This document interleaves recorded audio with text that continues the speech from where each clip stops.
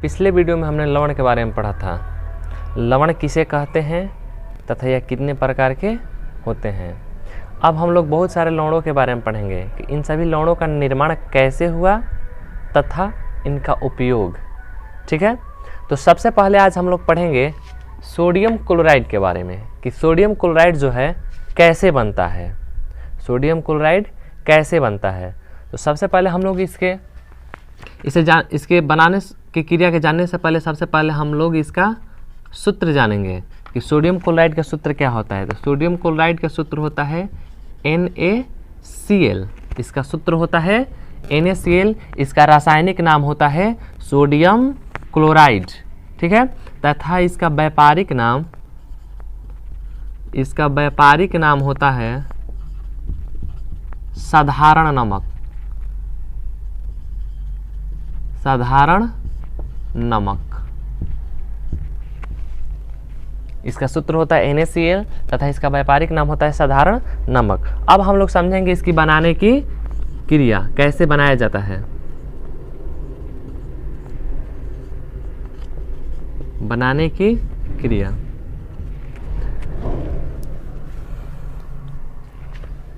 तो सबसे पहले हम लोग एक समीकरण को देखेंगे, उसके अनुसार हम लोग समझेंगे कि जो साधारण नमक है वह कैसे बनाया जाता है। ठीक है,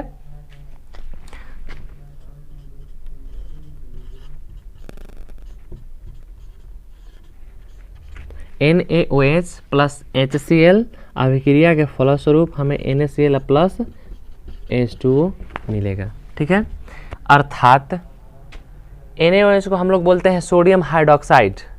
सोडियम हाइड्रोक्साइड HCl को बोलते हैं हाइड्रोजन क्लोराइड। ठीक है, अर्थात जब सोडियम हाइड्रोक्साइड की अभिक्रिया हाइड्रोजन क्लोराइड के साथ कराया जाता है तब NaCl का निर्माण होता है।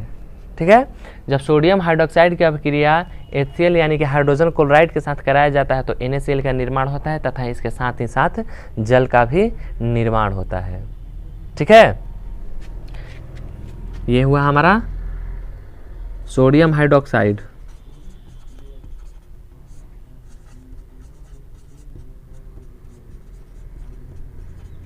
सोडियम हाइड्रोक्साइड इसका व्यापारिक नाम कास्टिक सोडा होता है।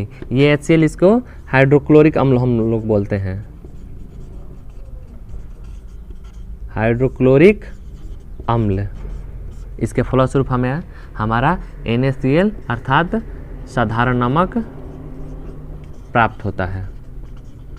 ठीक है, तो इसे हम लोग ऐसे ही बनाते हैं। ठीक, अब हम लोग समझेंगे कि जो हमारे देश में लगभग 95% जो साधारण नमक होता है वो हमें समुद्रों से प्राप्त होता है। हमारे देश में लगभग 95% जो नमक होता है वह समुद्रों से प्राप्त होता है।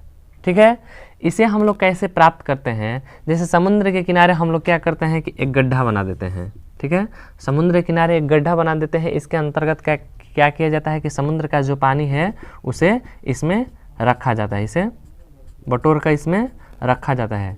कुछ समय बाद इस गड्ढे का जो जल है उसके वाष्पीकरण हो जाता है। वाष्पीकरण के फलस्वरूप हमें इसका जल जो है वाष्प बनकर उड़ जाता है। शेष इसमें जो लवण होते हैं, लवण के रवे इसमें प्राप्त होते हैं। इसमें जो इसके फलस्वरूप जो हमें लवण प्राप्त होता है वह अशुद्ध होता है, अर्थात इसके फलस्वरूप जो हमें नमक प्राप्त होता है वह अशुद्ध होता है। इसे पुनः शुद्ध करके उपयोग में लाया जाता है। ठीक है, तो ये हुआ हमारा जो सोडियम क्लोराइड कैसे बनाया जाता है इसका, और समुद्रों द्वारा हमें नमक कैसे प्राप्त होता है। ठीक है, अब आप लोग सुने होंगे कि सेंधा नमक, सेंधा नमक या काला नमक।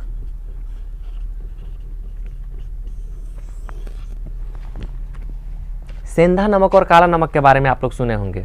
सेंधा नमक क्या है या काला नमक क्या है? यह भी एक प्रकार का लवण ही है जिसे हम लोग खाद्यान्नों से जमीन खोदकर प्राप्त करते हैं।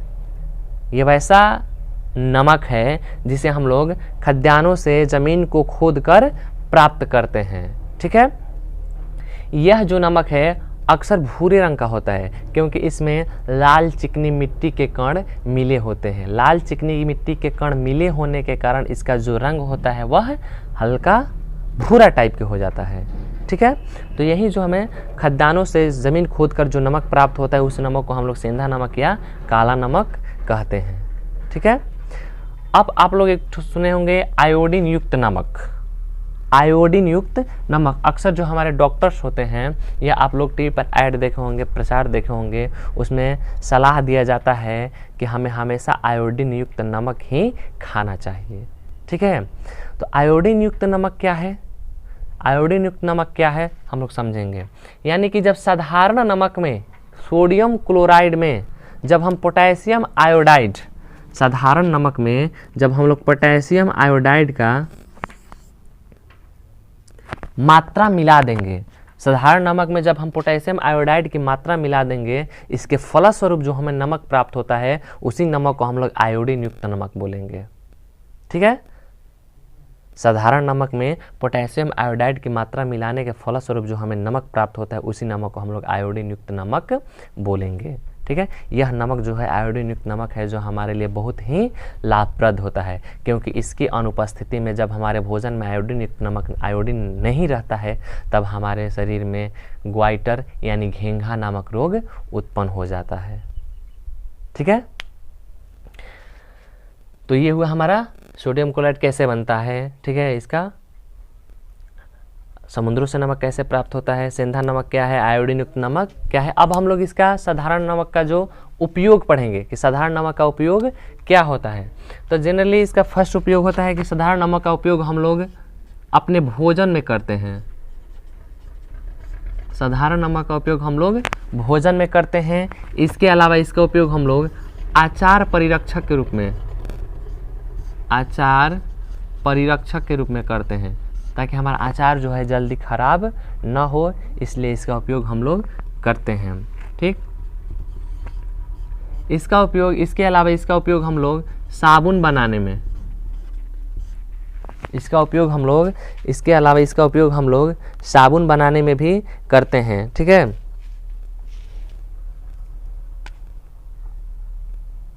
तथा लास्ट इसका उपयोग हम लोग उद्योगों में बहुत सारे यौगिक के निर्माण में भी करते हैं जैसे सोडियम बाइकार्बोनेट, सोडियम कार्बोनेट। ठीक है, इन सभी के उपयोग में, इन सभी के निर्माण में हम लोग इसका उपयोग करते हैं। ठीक है, तो हम लोग समझ गए कि सोडियम क्लोराइड क्या है, यह कैसे बनता है, इसका उपयोग क्या है। ठीक है, अब हम लोग नेक्स्ट यौगिक के बारे में पढ़ेंगे। अब हम लोग जानेंगे कि सोडियम हाइड्रोक्साइड का निर्माण कैसे होता है। सोडियम हाइड्रोक्साइड का निर्माण कैसे होता है, तो सबसे पहले हम लोग इसका सूत्र समझेंगे कि सोडियम हाइड्रोक्साइड का सूत्र क्या होता है। तो इसका सूत्र होता है NaOH। सोडियम हाइड्रोक्साइड का सूत्र होता है NaOH। इसका रासायनिक नाम होता है सोडियम हाइड्रोक्साइड तथा इसका व्यापारिक नाम होता है, इसका व्यापारिक नाम होता है कास्टिक सोडा। कास्टिक सोडा इसका सूत्र होता है NaOH, व्यापारिक नाम होता है कास्टिक सोडा। अब इसका हम लोग बनाने की विधि समझेंगे।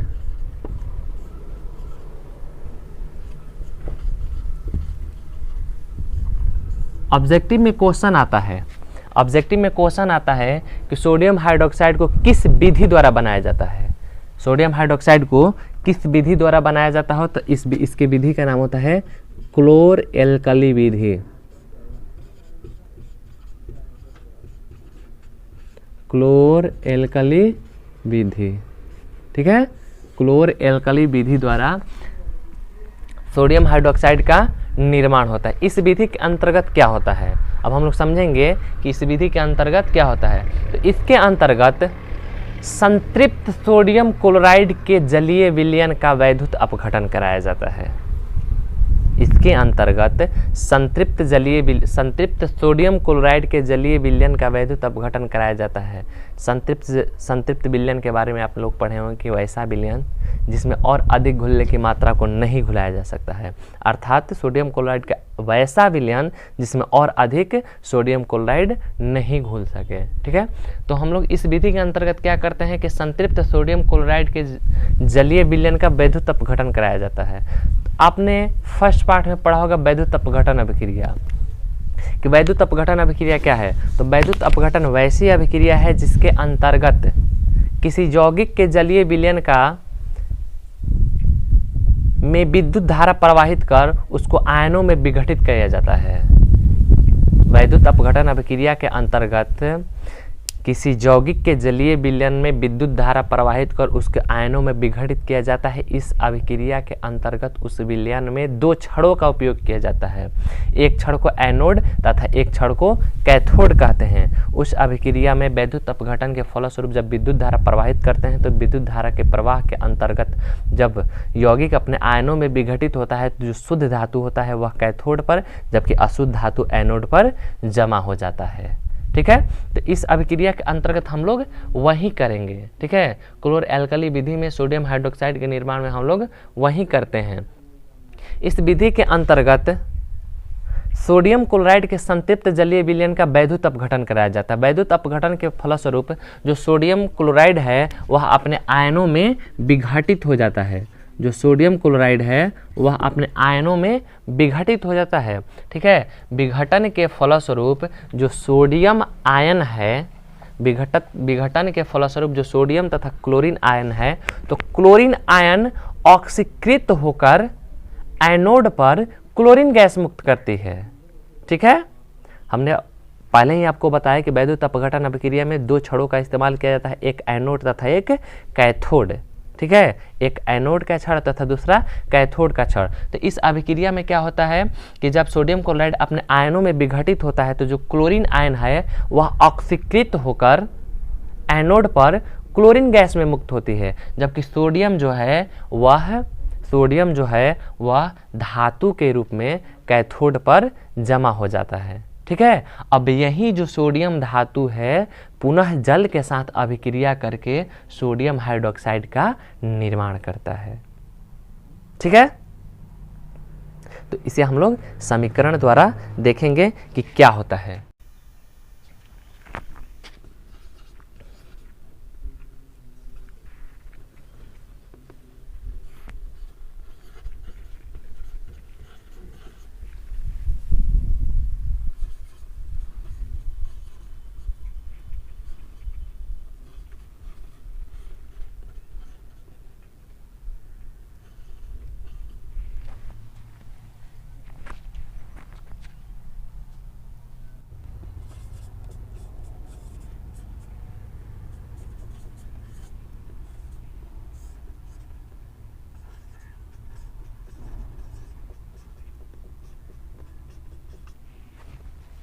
अब हम इस अभिक्रिया को समझेंगे।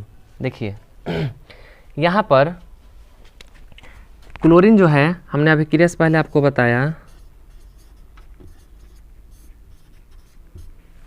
हमने बताया सोडियम हाइड्रोक्साइड के निर्माण क्लोर एल्कली विधि द्वारा किया जाता है। इस विधि में हमने बताया कि इस विधि में सोडियम क्लोराइड के संतृप्त जलीय विलयन का वैद्युत अपघटन कराया जाता है। वैद्युत अपघटन के फलस्वरूप जो सोडियम क्लोराइड है अपने आयनों में विघटित हो जाता है। जो सोडियम क्लोराइड नामक यौगिक है अपने आयनों में विघटित हो जाता है, यह सोडियम आयन तथा क्लोरीन आयन में। ठीक है, तो हमने बताया कि वैद्युत अपघटन प्रक्रिया में दो छड़ें कैथोड और एनोड का प्रयोग किया जाता है। ठीक है, तो हमने बताया कि जो क्लोरीन गैस है जो क्लोरीन है वह ऑक्सीकृत होकर एनोड पर क्लोरीन गैस के रूप में जमा हो जाती है। ठीक है, जबकि कैथोड पर सोडियम जो है वह अपने सोडियम धातु के रूप में जमा हो जाता है। ठीक है, और अंततः यही जो सोडियम धातु है वह जल के साथ अभिक्रिया करके NaOH यानी कि सोडियम हाइड्रोक्साइड नामक यौगिक का निर्माण करता है तथा हाइड्रोजन गैस मुक्त होती है। इस अभिक्रिया में हम लोग देखेंगे। देखिए यहाँ पर क्लोरीन का दो अणु है। ठीक है, यहाँ पर क्लोरीन का दो अणु है, यानी क्लोरीन का एक अणु जो है वह एक इलेक्ट्रॉन को ग्रहण किया हुआ है, अर्थात दो अणु जो है दो इलेक्ट्रॉन को ग्रहण करेगा। हम लोग जानते हैं इस पर माइनस, यानी कि कोई भी तत्व है जो इलेक्ट्रॉनों को ग्रहण करके ऋणात्मक यानी ऋणायन और इलेक्ट्रॉनों का दान करके धनायन बनाता है। अर्थात यहाँ पर क्लोरीन के दो अणु ने दो इलेक्ट्रॉनों का ग्रहण किया है, अर्थात यहाँ पर हम इसको अभिक्रिया के फलस्वरूप दो इलेक्ट्रॉन को अलग कर दे रहे हैं। जिसने यहाँ पर दो इलेक्ट्रॉन लिया है, इन दोनों इलेक्ट्रॉनों को हम मुक्त कर दे रहे हैं, अर्थात ये क्लोरीन जो है गैस के रूप में प्राप्त होता है। ठीक है, वैसे ही जस्ट यहाँ पर देखिए सोडियम है, सोडियम का एक अणु जो है एक इलेक्ट्रॉन का दान किए हुए है। सोडियम का एक अणु एक इलेक्ट्रॉन का दान किए हुए हैं, अर्थात दो अणु जो है दो इलेक्ट्रॉनों का दान करेंगे। फलस्वरूप यहाँ पर दो इलेक्ट्रॉन जमा हो गए हैं, तभी आपने सोडियम धातु के रूप में प्राप्त हुआ है। ठीक है, अब यही जो सोडियम धातु है पुनः जल के साथ अभिक्रिया किया है और अभिक्रिया के फलस्वरूप सोडियम हाइड्रोक्साइड का निर्माण किया है। ठीक है, इनका उपयोग भी अब हम लोग इसका उपयोग समझेंगे कि सोडियम हाइड्रोक्साइड का उपयोग क्या है। तो सोडियम हाइड्रोक्साइड का फर्स्ट उपयोग साबुन तथा अपमार्जक के रूप में किया जाता है। सोडियम हाइड्रोक्साइड का उपयोग साबुन तथा अपमार्जक, साबुन को आप समझते होंगे, साबुन क्या है, अपमार्जक। अपमार्जक हम लोग सरफ को अपमार्जक बोलते हैं, सरफ को अपमार्जक बोलते हैं। इसके अलावा सोडियम हाइड्रोक्साइड का उपयोग कागज़ बनाने में किया जाता है। फर्स्ट उपयोग साबुन तथा अपमार्जक बनाने में, सेकंड उपयोग कागज़ बनाने में, तथा इसका थर्ड उपयोग जो है प्रयोगशाला में अभिकर्मक के रूप में किया जाता है। ठीक है, फर्स्ट उपयोग साबुन तथा अपमार्जक बनाने में, सेकंड कागज़ बनाने में, थर्ड प्रयोगशाला में अभिकर्मक के रूप में इसका उपयोग किया जाता है।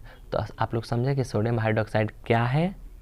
ठीक है, सोडियम हाइड्रोक्साइड का व्यापारिक नाम है, इसे कैसे बनाया जाता है, किस विधि द्वारा बनाया जाता है, इसका समीकरण द्वारा आपने समझा, इसका उपयोग भी समझा। ठीक है, अब इसके फलस्वरूप जो इस अभिक्रिया में क्लोरीन गैस तथा हाइड्रोजन गैस मुक्त होता है, इस अभिक्रिया में क्लोरीन गैस तथा हाइड्रोजन गैस मुक्त होता है, इसका उपयोग भी हम लोग समझेंगे। ठीक है, तो सबसे पहले इसका उपयोग जो है क्लोरीन का उपयोग हम लोग समझेंगे। क्लोरीन का उपयोग कहाँ किया जाता है, तो क्लोरीन का उपयोग सबसे पहले कीटाणुनाशक के रूप में किया जाता है। ठीक है, इसका उपयोग कीटाणुनाशक के रूप में होने के कारण इसका उपयोग पेयजल को शुद्ध करने में किया जाता है। पेयजल को शुद्ध करने में इसका उपयोग इसके अलावा विरंजक चूर्ण को बनाने में किया जाता है। विरंजक चूर्ण को हम लोग ब्लीचिंग पाउडर के नाम से भी जानते हैं। तो विरंजक चूर्ण के निर्माण में भी इसका क्लोरीन का उपयोग किया जाता है। इसके अलावा कपड़ों एवं कागज़ को विरंजित करने में क्लोरीन गैस का उपयोग किया जाता है। ठीक है, तो क्लोरीन गैस का उपयोग कपड़ों और कागज़ को विरंजित करने में, इसके बाद कीटाणुनाशक होने के कारण पेयजल को शुद्ध करने में, इसके बाद विरंजक चूर्ण में। ठीक है, अब हम लोग हाइड्रोजन का उपयोग पढ़ेंगे। तो हाइड्रोजन का उपयोग होता है हैबर विधि द्वारा अमोनिया बनाने में।